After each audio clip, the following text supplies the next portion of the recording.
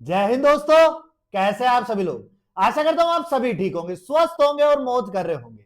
मैं अंकित एक बार फिर से आपके अपने YouTube चैनल वासुदेवा एजुकेशन में आपका स्वागत करता हूं।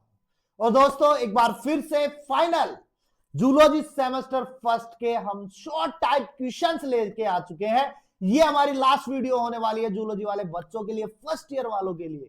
क्यों? क्योंकि कल उनका पेपर है और आज हमने उनको लगभग मैटर दे दिया और इसी मैटर से आपके सारे के सारे क्वेश्चंस निकल के आएंगे। और ये क्वेश्चंस बहुत किफायती होने वाले हैं आपके लिए।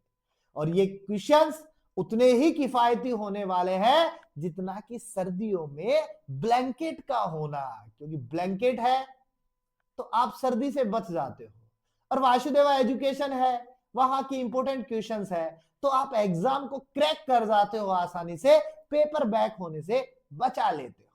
तो आइए शुरू करते हैं हमारे पास में वो इंपोर्टेंट क्वेश्चंस जो आपके एग्जाम में छप सकते हैं। शॉर्ट टाइप क्वेश्चंस की बात करूंगा, टॉप 30 क्वेश्चंस निकाल के लाया हूं। 10 क्वेश्चन मैंने सुबह दे दिए थे आपको, यानी कि टॉप 40 क्वेश्चंस हो गए। इन टॉप 40 क्वेश्चन से आपको लगभग क्वेश्चंस मिल जाएंगे। तो आइए शुरू करते हैं हमारे पास में। वीडियो को स्किप मत करना, कारण है मैं यहां पे इनके आंसर भी आपको साथ के साथ देता जाऊंगा। तो कॉपी लीजिए, पेन लीजिए, उठाइए और लिखते जाइए हर एक क्वेश्चन को आप विथ आंसर के साथ में। पहला क्वेश्चन अपने पास में, टैक्सोनॉमी क्या है। पहला क्वेश्चन है बेटा अपने पास में, टैक्सोनॉमी क्या है। तो सिंपल सी बात याद रखो, जीव के नामांकन एवं पहचान। जीव का हम क्या करेंगे? नामांकन करेंगे। हम क्या करेंगे? पहचान करेंगे। और ये दोनों काम जिस शाखा में होते हैं, जिस ब्रांच में होते हैं, उसे हम वर्गीकी कहते हैं। तो व्हाट इज टैक्सोनॉमी? तो सिंपल सी बात है, नोमेनकल्चर और आइडेंटिफिकेशन के लिए जो ब्रांच काम में ले रहे हैं वही क्या है? टैक्सोनॉमी। द्विनाम पद्धति किसने दी? तो बेटा सिंपल सा नाम याद रखना, कैरोलस लीनियस ने। किसने दी बेटा? कैरोलस लीनियस ने। तो एक साइड में आपका हिंदी लिखा हुआ है, एक साइड में आपका इंग्लिश लिखा हुआ है, बोथ ऑफ मीडियम से है तो ज्यादा माथापोड़ी नहीं करनी है अपन को, सीधे सीधे चलना है। ICZN का पूरा नाम याद रखना, क्वेश्चन पूछता है, रिपीटेड क्वेश्चन है बेटा। तो फुल फॉर्म हो जाएगी इसकी इंटरनेशनल कोड ऑफ नोमेनकल्चर। कौन हो जाएगा?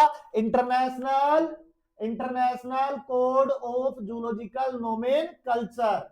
ऑफ जूलॉजिकल नोमेनकल्चर हो जाएगा। प्राणी शास्त्र के जो जीव है उनके नामांकन करने की जो पद्धति है उसको कहां रखा हुआ है अपने पास में? ICZN के अंतर्गत। ठीक है। उसके बाद है पंच जगत का वर्गीकरण सिद्धांत किसने दिया था? वो प्रपोज्ड अ 5 किंगडम क्लासिफिकेशन सिस्टम। तो बेटा एक ही नाम याद रखना, एक ही नाम याद रखना, RH विटेकर। जो आधुनिक पद्धति हम पढ़ रहे हैं जगतों की, वो किसने दी थी? RH विटेकर ने दी थी। तो 5 किंगडम कॉन्सेप्ट किसने दिया था बेटा? RH विटेकर ने। किसने दिया? RH विटेकर ने दिया। क्लियर बात है। नेक्स्ट क्वेश्चन की बात करते हैं, संकुचनशील रिक्तिका का कार्य कहा है। सॉरी, कार्य क्या है? तो अपन को अपने पास में कॉन्ट्रेक्टाइल वैक्यूल का फंक्शन पूछ रहा है। तो सिंपल बात याद रखो भाई, ये काम करता है जल संतुलन का, वाटर बैलेंस का काम करता है। ये भी याद ना रहे तो आप याद रखना बेटा, ओस्मो रेगुलेशन का काम करता है। किसका काम करता है? ओस्मो रेगुलेशन का काम करता है। किसमें पाया जाता है? तो आप लिखना प्रोटोजोआ जीवों में। किसमें पाया जाता है? प्रोटोजोआ जीवों में पाया जाता है। अब प्रोटोजोआ में कौन है? तो आप अमीबा लिखो, पैरामीशियम लिखो, युगलिना लिखो। और बेटा एक चीज याद रखना आप कि ये हमेशा स्वच्छ पानी में पाया जाता है। खारे पानी में जाते ही जल संतुलन नहीं करना पड़ता, पानी इतना एंटर नहीं करता है, उसमें रेगुलेशन की जरूरत नहीं पड़ती है। संकुचनशील रिक्तिका जो होती है वो निष्क्रिय हो जाती है। याद रखना इस चीज को। सममिति क्या है? सममिति क्या है? तो बेटा सिमेट्री क्या है? तो सिमेट्री के लिए आप सीधी बात करो कि शरीर को बांटने का जो प्रोसेस है वही क्या है? सममिति। अब सममिति कितने प्रकार की? 3 प्रकार की। तो 3 प्रकार में याद रखना बेटा, मैं यहां लिख रहा हूं, रेडियल होती है यानी अरीय सममिति होती है, बाइलेटरल होती है यानी द्विपार्श्व होती है अपने पास में, और एसिमेट्री होती है यानी कि असममिति होती है। सीलोम क्या है? तो मेसोड्रम के चारों तरफ का जो खालिस्तान है वही अपने पास में सीलोम है। 3 प्रकार की होती है अपने पास में, एसिलोमेट होती है अपने पास में, सूडोसिलोमेट होती है अपने पास में, और अपने पास में देह गुह्य होती है। इंग्लिश में बात करें, एसिलोमेट, सूडोसिलोमेट और अपने पास में सीलोमेट। खंडन क्या है? तो शरीर को बांटने का जो प्रोसेस है वही क्या है? खंडन है, यानी खंडी भवन की बात होगी, खंड पाए जाते हैं। नेक्स्ट है प्रोटोजोआ का आर्थिक महत्व, इकोनॉमिक इंपोर्टेंस प्रोटोजोआ का। तो याद रखना बेटा, इकोनॉमिक इंपोर्टेंस में 2 होते हैं अपने पास में। या हानिकारक की भी बात करूंगा मैं, हार्मफुल की भी बात करूंगा, और बेटा मैं यहां पे लाभदायक की भी बात करूंगा। हानिकारक के लिए याद रखना रोग करते हैं अपने पास में, रोगों को फैलाने का काम करते हैं। और लाभदायक में बात करें तो खाद्य श्रृंखला में काम करते हैं। किसमें काम करते हैं? खाद्य श्रृंखला में काम करते हैं। फूड श्रृंखला, फूड चेन जो होती है ना, उसमें सबसे बड़े काम करने वाले होते हैं। और रोगों की बात करें तो मलेरिया याद रख लेना, लिस्मीनियसिस याद रख लेना, अफ्रीकन रोग याद रख लेना, स्लीपिंग सिकनेस वाला, ये सारे किसके होते हैं? प्रोटोजोआ वाले। पोरीफेरा में नाल तंत्र का महत्व समझाइए। कैनाल सिस्टम का आपको सिग्निफिकेंस बताना है तो सिंपल याद रखो, ये हमारे पास में न्यूट्रिशन का काम करता है। एन का मतलब न्यूट्रिशन। इसके अलावा आर का काम करता है, यानी श्वसन, रेस्पिरेशन का काम करता है। इसके अलावा एक्सक्रेशन, उत्सर्जन का भी काम करता है। साइकनी नाल तंत्र के मार्ग को लिखिए तो बेटा याद रखना, ओस्टिया। अपने पास में देखो साइकन का काम होगा तो ओस्टिया की बात होगी। ओस्टिया के बाद में अपने पास में इनकरंट कैनाल की बात होगी। इनकरंट कैनाल के बाद में अपने पास में प्रोसोफाइल की बात होगी। किसकी बात होगी बेटा? प्रोसोफाइल की बात होगी। उसके बाद में रेडियल कैनाल की बात होगी। रेडियल कैनाल के बाद में हम एपोफाइल की बात करेंगे। एपोफाइल के बाद में बेटा मैं स्पोंजोकोइल की बात करूंगा, और स्पोंजोकोइल के बाद में बेटू मैं एस्क्यूलम की बात करूंगा। ठीक है, याद रखना, इसको हम ओस्टिया ही बोलेंगे, इसको हम अंतर्वाहिनी बोल सकते हैं हिंदी वालों के लिए, लेकिन यहाँ पे हिंदी इंग्लिश मैटर नहीं कर रही है, आप कैसे भी लिख सकते हो। इसको हम आगम द्वार बोलेंगे, इसको हम आगम द्वार बोलेंगे, इसको हम अरियनाल बोलेंगे। बेटा याद रखना, एक एक चीज बता रहा हूं। एपोफाइल को आप अपद्वार, ओस्कुलम को हम, स्पोंजोकोइल को हम स्पंज गुहा बोलेंगे, और ओस्कुलम को अपन ओस्कुलम ही बोलेंगे। बड़ा छिद्र होता है, ओस्टिया छोटा छिद्र होता है। एक एक चीज लिखते जाओ अपने पास में, बार बार रिपीटेड क्वेश्चंस बता रहा हूं मैं आपको, ये मान के चलो।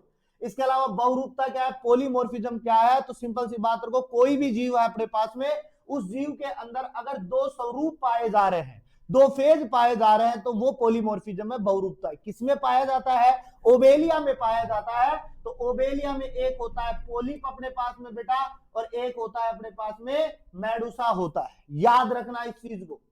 दूसरे क्वेश्चन की अगर मैं बात करूं यहां से, तो 10वां क्वेश्चन लेता हूं, परवाल व परवाल भित्तियां क्या है? तो परवाल अपने पास में जो निडेरियन प्राणी है ना, उनको अपन परवाल के रूप में देख सकते हैं। और परवाल भित्ति क्या है? तो इनके ऊपर जमा कैल्शियम कार्बोनेट का जो आवरण होता है वो परवाल भित्ति का रूप ले लेता है। आर्थिक महत्व तो सिंपल सी बात याद रखो इसके लिए, ये पर्यटन में काम आते हैं, अपने पास में चट्टान बनाने के काम आते हैं, सीमेंट बनाने के भी क्या करते हैं? काम में लेते हैं। तो सबसे ज्यादा इनको पर्यटन में काम लेते हैं। मेडुसा एवं पोलिप में अंतर बताना है आपको, तो पोलिप और मेडुसा में डिफरेंस निकालोगे तो सिंपल बात याद रखो, पोलिप जो है स्तनबद्ध है। पोलिप क्या है? स्तनबद्ध है, सेसिल ऑर्गेनिज्म है। इसके अलावा ये अपने पास में बेलनाकार होता है। कैसा होता है? बेलनाकार, सिलेंड्रिकल शेप्ड होता है। इसके अलावा मेडुसा की बात करूं तो मेडुसा जो होता है ना, अपने पास में चलन वाला होता है, घूमने वाला होता है, फिर एक जगह से दूसरी जगह फिर सकता है। इसके अलावा अपन यहाँ पे ये भी लिख सकते हैं, ये छाते के समान होता है, यानी कि अम्ब्रेला शेप्ड होता है अपने पास में। परजीवी अनुकूलन क्या है? तो पैरासाइटिक एडेप्टेशन के लिए सिंपल सी बात करो, जो जीव अपने पास में अंतः परजीवी होते हैं उनके अंदर कुछ चेंजेस आ जाते हैं, परिवर्तन आ जाते हैं, वही क्या है? परजीवी अनुकूलन है। एस्केरिस में लिंग भिन्नता कैसे पाई जाती है? तो एस्केरिस के लिंग भिन्नता के लिए मेल और फीमेल दोनों पाए जाते हैं। और मेल और फीमेल की बात हो तो सिंपल लिखो, मेल जो होता है उसका पीछे का जो एंड होता है ना, वो मुड़ा हुआ होता है, इसका सीधा होता है। मादा बड़ी होती है और मेल छोटा होता है। सिंपल बात याद रखो। कहां पाया जाता है? मनुष्य में पाया जाता है, आंत्र में पाया जाता है, सबसे ज्यादा बच्चों में पाया जाता है, वहां संक्रमण पैदा करता है, और छोटी आंत में पाया जाता है। मेटामेरिज्म क्या है? तो मेटामेरिज्म का मतलब जो सेगमेंट है ना, उनके लिए अपन मेटामेरिज्म कह रहे हैं। किलेटलम क्या है? किलेटम अपने पास में उत्सर्जी पदार्थों के रूप में काम कर लेगा। यहाँ पर अपने पास में नेफ्रीडिया पाए जाते हैं। कहां पाया जाता है? 14, 15 और 16 इसमें पाया जाता है अपने पास में। कैचुए में पाए जाते हैं। यहाँ नेफ्रीडियाओं का पूरा जाल पाया जाता है, इसलिए अपन इसमें नेफ्रीडिया का जंगल भी कह सकते हैं। याद रखना, एनिलिडा में उत्सर्जी अंग कौन सा है? तो मैंने अभी बताया आपको, नेफ्रीडिया होता है यहाँ पे। इसके बाद में बात करें कीटों में सामाजिक संगठन से आप क्या समझते हैं? तो सिंपल सी बात है, कीट जो होते हैं ना, वो आत्मनिर्भर होते हैं, एक दूसरे पे निर्भर होते हैं अपने पास में। जैसे कि वर्कर सारे काम कर रहा है अपने पास में, रानी और नर जो है केवल जनन का काम कर रहे हैं, तो वो एक साथ रहे, तो सिंपल सी बात है, समाज में रहने का काम करते हैं। क्रिस्टेशिया के लार्वा का नाम लिखिए, तो आप लिख दो जोइया लार्वा, लिख दो नोपोलिस लार्वा, लिख दो यहाँ पे, ठीक है। तो ये हमारे पास में 17 क्वेश्चन। इसके बाद में 18 की बात करते हैं। पेरिपेटस को संयोजिक कड़ी क्यों कहा जाता है, यानी कनेक्टिंग लिंक क्यों कहा जा रहा है? तो अब सिंपल सी बात याद रखो, संयोजक कड़ी क्यों कहते हैं? तो सिंपल बात है कि इसमें मोलस्का के भी करैक्टर पाए जाते हैं और ऑर्थ्रोपोडा के भी करैक्टर्स पाए जाते हैं, इसलिए इसे संयोजक कड़ी कहते हैं। रेडुला क्या है? तो पाइला के अंदर रेडुला पाया जाता है, और ये रेडुला जो होता है भोजन को छोटे छोटे टुकड़ों में तोड़ने का काम करता है, आरी की तरह काम करता है। टोर्सन क्या है? तो ये मोलस्का में पाया जाता है। बार बार बता रहा हूं, टोर्सन का मतलब शरीर का 180 डिग्री पर घूमना। डी टोर्सन का मतलब इसके विपरीत जाना। क्या चले जाना? विपरीत चले जाना, ठीक है। तो ये हो जाएगा। मोती निर्माण की प्रक्रिया के लिए मैंने बार बार बताया आपको, नेकर जो होते हैं ना, वही मोती निर्माण का काम करते हैं। जल संवहनी तंत्र क्या है? तो इकाइनोडर्मेटा में पाया जाने वाला एक तंत्र होता है, वही जल संवहनी तंत्र है। कार्य क्या है? तो याद रखना, यहाँ पे कार्यों के लिए मैं बात करूं तो यहाँ पे लोकोमोशन का काम करता है, इसके अलावा यहाँ पे रेस्पिरेशन का काम करता है, इसके अलावा न्यूट्रिशन का काम करता है, इसके अलावा एक्सक्रीशन का काम भी करता है। नालपात के कार्य लिखे। 2 फीट के फंक्शंस की अगर मैं बात करूं तो याद रखना, यहाँ पे एक अपने पास में एम्पुला होता है, एक पोडियम होता है, एक क्या होता है? सुकर होता है। इनका काम एक ही होता है, ये तारा मछली को गमन में सहायता करते हैं, रेस्पिरेशन में सहायता करते हैं, न्यूट्रिशन मटेरियल को ले जाने का काम करते हैं, एक्सक्रीटरी प्रोडक्ट को बाहर निकालने का काम करते हैं। तारा मछली में कौन सी समिति पाई जाती है, या इकाइनोडर्मेटा में कौन सी समिति पाई जाती है? तो आप याद रखना बेटा, रेडियल सिमेट्री पाई जाती है। कौन सी? रेडियल सिमेट्री पाई जाती है। हेमिकोर्डेटा के कोर्डेटा में इकाइनोडर्मेटा से संबंध को लिखिए, तो मैं बार बार बता रहा हूं कि इसमें कोर्डेटा के लक्षण भी है, इकाइनोडर्मेटा के भी, लेकिन सबसे ज्यादा किसके हैं? इकाइनोडर्मेटा के। क्यों? क्योंकि इसका जो बाइपिनेरिया लार्वा है वो हेमिकोर्डेटा के टर्नेरिया लार्वा के साथ में काफी मिलता जुलता होता है, इसलिए हेमिकोर्डेटा जो होता है नॉन कोर्डेटा के अंदर ही देखा जाता है। इसके बाद में हमारे पास में नेक्स्ट क्वेश्चन आता है, जंतु जगत का सबसे बड़ा संघ कौन सा है? तो बेटा सबसे बड़ा फाइलम की बात करें अपने पास में, तो सबसे बड़ा जो फाइलम होता है ना, वो ऑर्थ्रोपोडा होता है। कौन होता है? ऑर्थ्रोपोडा होता है। उसके बाद में दूसरे नंबर पे आता है बेटा मोलस्का, तीसरे नंबर पे अपने पास में आता है प्रोटोजोआ। क्लियर? याद रखना। इसके बाद में मैं बात करूं मधुमक्खी की जातियों के नाम लिखिए, तो बेटा मधुमक्खी में 4 जातियां पाई जाती है अपने पास में।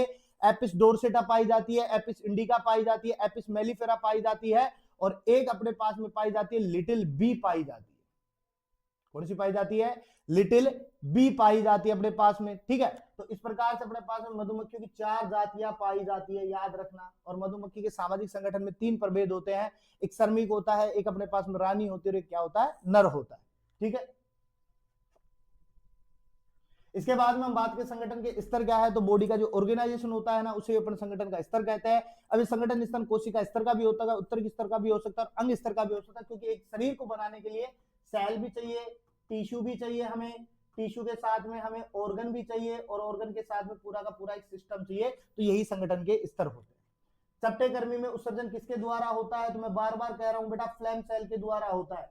फ्लैम सेल का मतलब हो गया ज्वाला कोशिका। कौन हो गया? ज्वाला कोशिका। इसके बाद में पैरामीशियम में कितने प्रकार, पैरामीशियम में कितने केंद्रक होते हैं? तो बेटा 2 होते हैं, एक मैक्रो न्यूक्लियस होता है, एक माइक्रो न्यूक्लियस होता है। मैक्रो और माइक्रो में फर्क की बात करूं तो मैक्रो जो होते हैं अपने पास में केवल कायिक कार्य करते हैं। कौन सा करते हैं? कायिक कार्य। और माइक्रो जो होता है ना, वो जनन का काम करता है। तो याद रखना, क्वेश्चन को ऐसे भी पूछ सकता है कि पैरामीशियम में जनन का काम कौन से केंद्रक के द्वारा किया जाता है, तो आप क्या नाम दोगे बेटा? माइक्रो के द्वारा किया जाता है। तो ये मेरे टॉप 30 क्वेश्चन थे जो एग्जाम में आपको देखने को मिल सकते हैं। यहां से 10 क्वेश्चन निकल के आते हैं। अब कितने निकल के आते हैं वो आप वीडियो के जब दूसरे दिन आओ ना तो उस समय बता देना। इसके बाद में आपका जो इंग्लिश का पेपर होने वाला है वो आपको कल वीडियो मिल जाएगी विथ पैटर्न के कि आपको किस प्रकार का एग्जाम पैटर्न आएगा, कौन कौन से क्वेश्चन आएंगे, कितने क्वेश्चंस आपको करने होंगे, कौन से क्वेश्चंस के लिए आपके लिए सबसे ज्यादा चीजें जरूरी होंगी, वो सारी चीजें आपको एक ही वीडियो के अंदर मिल जाएंगी। तो मिलते हैं नेक्स्ट वीडियो के साथ में, तब तक बने रहिए और चैनल को सब्सक्राइब कर दीजिएगा बेटा, इसको शेयर भी करते जाइएगा ताकि आप ज्यादा से ज्यादा बच्चों को जोड़ सके अपने साथ में, ज्यादा से ज्यादा बच्चों का प्रॉफिट हो सके। और आपको भी पता है आपके बिना हम अधूरे हैं, हमारे बिना आप लोग अधूरे हो, इसलिए ज्यादा से ज्यादा बच्चों को जोड़ो ताकि हम ज्यादा से ज्यादा बच्चों की सहायता कर सके। जाते जाते चैनल को सब्सक्राइब कर दीजिएगा, शेयर कर दीजिएगा, लाइक कर दीजिएगा। और वीडियो अगर अच्छी लगी हो, क्वेश्चंस अच्छे लगे हो, उनके आंसर अच्छे लगे हो छोटे छोटे, तो कमेंट में जरूर बताइएगा आपको कैसा लगा आपको हमारा वीडियो। मिलते हैं नेक्स्ट वीडियो के साथ में और बेल आइकन को जरूर दबा देने का, क्योंकि नोटिफिकेशन तो वही पकड़ाएगा ना आपको। तो मिलते हैं।